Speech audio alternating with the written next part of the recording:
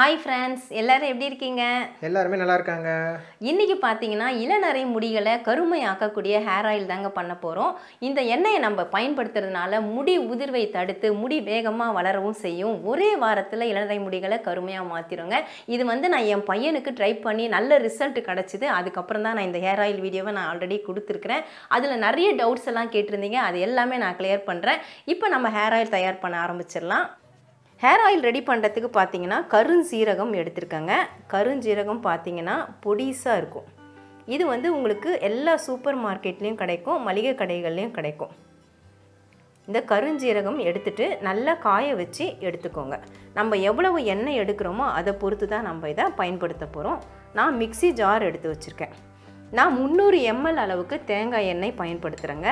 அதனால் 3 table spoon அளவுக்கு கருஞ்சீரகம் சேர்த்து விட்டுக்கோங்க. நீங்கள் எவ்வளவு எண்ணெய் எடுக்கிறீங்களோ அதை பொறுத்து நீங்கள் கருஞ்சீரகத்தை பயன்படுத்திக்கோங்க. நல்ல எஃபெக்டிவாக இருக்கும். அடுத்ததாக பார்த்தீங்கன்னா வெந்தயம். முடியை கருமையாக்கிறதுக்காக நம்ம கருஞ்சீரகம் சேர்த்துருந்தோம். வெந்தயம் பார்த்தீங்கன்னா தலைக்கு நல்லா குளிர்ச்சி கொடுக்கும். அது மட்டும் இல்லாமல் முடி கொட்டதை தடுத்து முடி வளர செய்யும். வெந்தயமும் 3 ஸ்பூன் போட்டுக்கோங்க. 300 ml தேங்காய் எண்ணெய்க்கு 3 ஸ்பூன் கரெக்டாக இருக்கும். இதை நம்ம 1-2 அரைச்சி எடுத்துக்கலாம். இந்த ஹேர் ஆயில் நான் ஏற்கனவே கொடுத்துருக்கேன். அதில் நிறைய டவுட்டு கேட்டிருந்தீங்க. நல்ல எஃபெக்டிவாக இருந்தது அப்படின்னு கமெண்ட் நிறைய கொடுத்துருக்கீங்க.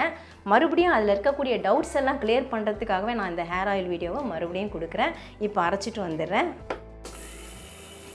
இந்த மாதிரி கொரப்பாக அரைச்சி எடுத்துக்கோங்க. இதை நம்ம அப்படியே சேர்க்குறதோட அரைச்சிட்டு சேர்க்கும் பொழுது இதில் இருக்கக்கூடிய சத்துக்கள் எல்லாமே நல்லா எண்ணெயில் இறங்கும். இது அப்படியே இருக்கட்டும். அரைச்ச அந்த பொடியை நான் வேறு ஒரு பவுலுக்கு மாற்றி வச்சுட்டேங்க. இது அப்படியே இருக்கட்டும். நம்ம அந்த அரைச்ச ஜார்லேயே மறுபடியும் பயன்படுத்திக்கலாம்.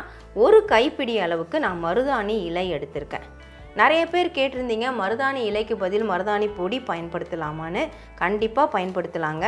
நம்ம ஒரு கைப்பிடி போடுறோன்னா நீங்கள் 1/2 டேபிள் ஸ்பூன் அளவுக்கு மருதாணி பொடியை பயன்படுத்திக்கோங்க. பொடி பயன்படுத்துகிறதா இருந்தால் கடைசியில் தான் நம்ம எண்ணெயை ஆஃப் பண்ணுறதுக்கு முன்னாடி பயன்படுத்தணும். இப்போ ஒரு கைப்பிடி மருதாணி இலைனா ஒரு கைப்பிடி கருவேப்பிலையும் பயன்படுத்தலாமா அப்படின்னு நிறைய பேர் டவுட்டு கேட்டிருந்தீங்க. தாராளமாக பயன்படுத்தலாம். ஒரு கைப்பிடி அளவுக்கு கருவேப்பிலை பயன்படுத்துகிறேன். இது ரெண்டையுமே அலசி சுத்தமாக தண்ணி வடித்து எடுத்து வச்சுருக்கிறேன்.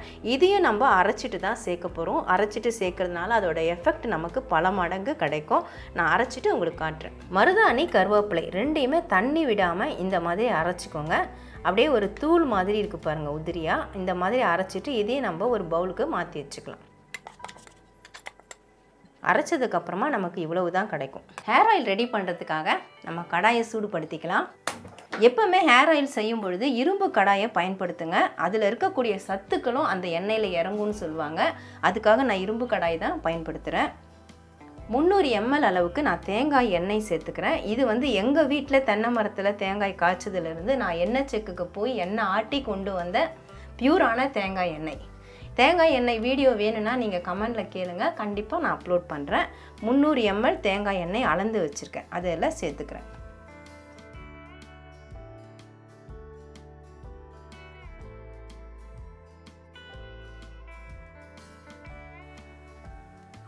எண்ணெய் கொஞ்சம் சூடாகட்டும். ஒரு ஃபியூ செகண்ட்ஸ்லேயே சூடாகிடும். நான் ஹை ஃப்ளேமில் தான் வச்சுருக்கேன். எண்ணெய் இப்போ நல்லா சூடாயிடுச்சுங்க. நம்ம பவுடர் பண்ண வெந்தயம் கருஞ்சீரகம் அந்த பொடியை சேர்த்துடலாம். சேர்த்துட்டு அடுப்பு மீடியம் ஃப்ளேமில் வச்சுருங்க. ஹை ஃப்ளேமில் வச்சா உடனே கரிஞ்சிடும். அது பொறுமையாக பொரிஞ்சு அதில் இருக்கக்கூடிய சத்துக்கள் எல்லாமே அதில் இறங்கணும். கரண்டி வச்சு இந்த மாதிரி கலந்து விடுங்க. நம்ம பவுடர் பண்ணி போட்டதுனால உடனே பொரிஞ்சிடும். பாருங்கள், எண்ணெயோட நிறம் உடனே மாறிடுச்சு. நம்ம சேர்த்து விட்ட அந்த கருஞ்சீரகம் வெந்தயம் பாருங்கள் இப்போ நல்லா பொரிஞ்சிட்ருக்குது. வெந்தயம் இன்னும் லேசாக நிறம் மாறணும். நம்ம ஒவ்வொரு பொருளாக சேர்க்கறதுக்குள்ளே அதுவும் நிறம் மாறிடும். இப்போ ஸ்டவ்வை நான் மீடியம் ஃப்ளேமில் தான் வச்சுருக்கிறேன். பொறுமையாக தான் இந்த எண்ணெயை செய்யணும். இப்போ நம்ம அரைச்ச இந்த கருவேப்பிலை மருதாணி இலை அதை சேர்த்துக்கலாம். சேர்த்துட்டு நல்லா அப்படியே கலந்து விடுங்க. இந்த இலை நல்லா பொரிஞ்சு வரும். அதே சமயத்தில் வெந்தயம் நல்லா நிறம் மாறி வரும். நம்ம ஹை ஃப்ளேமில் வச்சா சட்டுன்னு கருகிடும். அதில் இருக்கக்கூடிய சத்துக்கள் இறங்காது. கருவேப்பிலை மருதாணி போட்டோன்னே எப்படி பொங்கி வந்தது இப்போ பாருங்கள். பொரிஞ்ச உடனே அந்த பொங்குறது எல்லாமே அடங்கிடுச்சு. இன்னும் ஒரு 5 நிமிஷம் நல்லா இந்த எண்ணெய் வந்து இதோட கொதிக்கணும் நம்ம சேர்த்த விழுதுகளோட. அப்பப்போ இந்த மாதிரி கலந்து கொடுத்துக்கிட்டே இருங்க. இப்போ பாருங்க வெந்தயம் நல்லா பொரிஞ்சிருச்சு. உங்களுக்கு நல்லா தெரியும் கருஞ்சீரகமும் வெந்தயம் நிறம் ஒன்றா இருக்குது பாருங்கள். வெந்தயம் நல்லா பொரியறதுக்காக தான் நான் 5 நிமிஷம் விடணும்னு சொன்னேன். இப்போ வந்து நீங்கள் ஸ்டவ்வை சிம் பண்ணிவிடுங்க. நான் பார்த்தீங்கன்னா கரிசலாங்கண்ணி பொடி தான் சேர்க்குறேன். கரிசலாங்கண்ணி கீரை கிடச்சதுன்னா அதையும் நீங்கள் 2 கைப்பிடி அளவுக்கு கூட சேர்த்துக்கலாம். நல்ல எஃபெக்டிவாக இருக்கும். சீக்கிரம் இளநரை முடிகளை கருமையாக மாற்றிடும். எனக்கு வந்து கீரை கிடைக்கல, கரிசலாங்கண்ணி கீரையோட பொடி தான் கிடச்சிருக்கு. இது நாட்டு மருந்து கடைகளில் கிடைக்கும், அங்கே வாங்கிக்கோங்க. ஸ்டவ்வை நல்லா சிம் பண்ணிவிடுங்க, இல்லை ஆஃப் பண்ணிவிட்டு கூட நம்ம பொடி போடலாம். நான் ஆஃப் பண்ணிடுறேன். நம்ம வெந்தயம் கருஞ்சீரகம்லாம் எந்த ஸ்பூனில் எடுத்தோமோ அதே ஸ்பூனில் தான் 1 டேபிள் ஸ்பூன் அளவுக்கு சேர்த்துக்கோங்க. சேர்த்துட்டு அப்படியே உடனே கலந்து கொடுத்துருங்க. நான் ஸ்டவ் ஆஃப் பண்ணிட்டு தான் பொடி போட்டிருக்கேன். ஏன்னா எண்ணெயோட அந்த சூட்லேயே அந்த பவுடர் நல்லாவே புரிஞ்சிடும். அது சேர்த்ததுக்கப்புறம் பார்த்தீங்கன்னா எண்ணெயோட நிறம் இன்னும் நல்லாவே மாறிடும். நல்லா கருமையாக இருக்குது பாருங்கள். இப்போ இந்த எண்ணெயை கீழே இறக்கி வச்சுட்டு நல்லா ஆற விட்டுடணும். ஆறினதுக்கப்புறமா தான் நம்ம வடிகட்டணும். எண்ணெய் நல்லா சூடு குறைஞ்சிருச்சுங்க. நம்ம அப்படியே கடாயை தொட்டு பார்த்தா சில்லுன்னு இருக்கணும். அந்த அளவுக்கு நல்லா ஆற விட்டுடணும். ஒரு அரை மணி நேரத்துலேருந்து 1 மணி நேரம் வரைக்கும் ஆற விட்டால் போகிறோம். பாருங்கள் சேர்த்த பொருள் எல்லாமே நல்லா கருப்பாக மாறி இருக்குது. எண்ணெயோட நிறமும் கருப்பாக இருக்குது. இப்போ வடிகட்டுறதுக்காக நான் ஒரு கிண்ணம் வச்சுருக்கேன். அந்த கிண்ணத்தில் இந்த வடிகட்டி போட்டு அது மேலே நான் துணி போட்டு வச்சுருக்கேன்.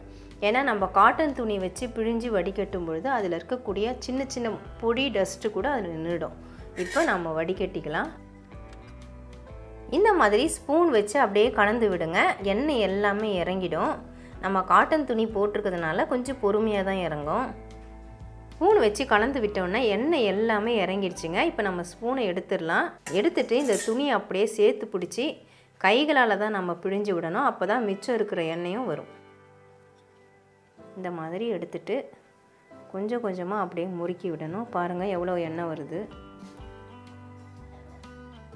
துணியில் நான் ஒட்டை பிழிஞ்சு எடுத்துட்டேங்க. இந்த திப்பியை வந்து நம்ம தலையில் தேய்ச்சிட்டு நல்லா 20 நிமிஷம் ஊற விட்டுட்டு ஹேர் வாஷ் பண்ணிக்கலாம். இதை வேஸ்ட் பண்ண வேண்டாம். ஏன்னா இதில் நம்ம சேர்த்த பொருட்கள் தான் இதில் இருக்குது. அதுக்காக தான் நான் இதை எடுத்து வச்சுருக்கேன். இப்போ எண்ணெய் பார்த்தீங்கன்னா பாருங்கள் எந்த அளவுக்கு திக்னஸாக இருக்குது. அப்படியே ஒரு க்ரீனிஷ் கலரில் இருக்குது. க்ரீன் கலர் உங்களுக்கு தெரியும்னு நினைக்கிறேன். கரண்டியில் தெரியுது பாருங்கள். கரும்பச்சை நிறம் சொல்லுவாங்க, அந்த மாதிரி நிறத்தில் இருக்குது. நல்லா இருக்குது. நல்லா திக்காக குழன்னு இருக்குது இந்த எண்ணெய். இதை நான் பாட்டிலுக்கு மாற்றிடுறேன். இந்த எண்ணெயை எப்படி பயன்படுத்தணும் அப்படின்னு பார்த்தீங்கன்னா, நம்ம தினந்தோறும் தலைக்கு தேங்காய் எண்ணெய் நார்மலாக எல்லாருமே வைப்பாங்க. அந்த மாதிரி இதை நீங்கள் பயன்படுத்தலாம். அப்படி சப்போஸ் தினந்தோறும் உங்களால் வைக்க முடியல, இல்லை வைக்கிறது பிடிக்கலை அப்படின்னு நினச்சிங்கன்னா வாரத்தில் 3 நாள் அல்லது 4 நாட்கள் நீங்கள் இந்த எண்ணெயை தலையில் நல்லா அப்ளை பண்ணிவிட்டு ஒரு 20 நிமிஷம் ஊற விட்டுடுங்க. குறைஞ்சபட்சம் 20 நிமிஷம் ஊறணும். அதிகபட்சம் நீங்கள் அரை மணி நேரம் கூட ஊற விடலாம். ஊற விட்டுட்டு நார்மல் வாஷ் பண்ணுறதா இருந்தாலும் பண்ணிக்கலாம். இல்லைனா மைல்டான ஷாம்பு போட்டு கூட நீங்கள் வாஷ் பண்ணிக்கலாம்.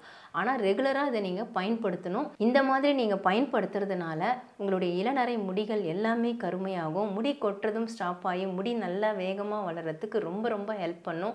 நிறைய பேர் நிறைய டவுட்டு கேட்டிருந்தீங்க. அதெல்லாமே நான் இந்த வீடியோவில் கிளியர் பண்ணியிருக்கிறேன். கண்டிப்பாக நீங்கள் இந்த ஹேர் ஆயிலை இதே மாதிரி ரெடி பண்ணி இதே மாதிரி ட்ரை பண்ணி பாருங்கள்.